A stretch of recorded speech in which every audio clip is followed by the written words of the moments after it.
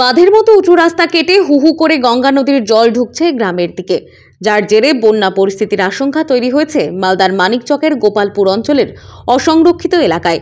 স্বভাবতই চরম আতঙ্কে দিন কাটছে এলাকার সাধারণ মানুষের। কালকে থেকে জল ঢুকতে লেগেছে।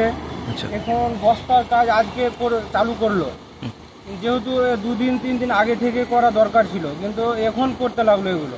তাহলে এই তো চলে যাবে আমাদের, এই ঢুকতে ঢুকতে আমাদের গ্রামে চলে যাবে। কোন গ্রাম? এই তো আমাদের গোপালপুর গ্রাম।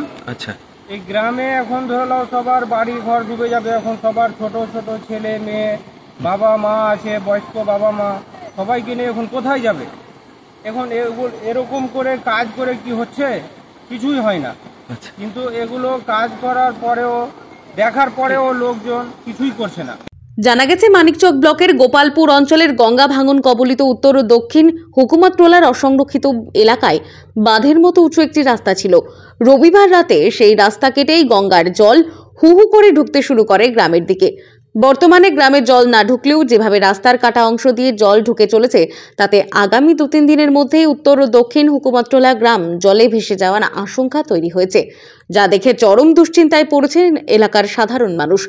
আতঙ্কে তাদের রাতের ঘুম উধাও হয়েছে জানিয়ে বানভাসী হওয়ার আশঙ্কা গ্রাস করছে তাদের।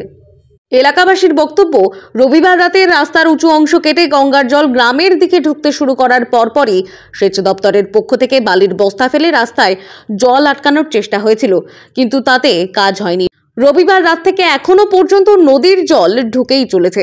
এই পরিস্থিতি চলতে থাকলে আগামী 2-3 দিনের মধ্যে গোটা এলাকা জলে ভেসে যাবে, তারা বানভাসী হবে। তাই প্রশাসনের কাছে জল আটকাতে উপযুক্ত পদক্ষেপ গ্রহণের দাবি জানাচ্ছেন।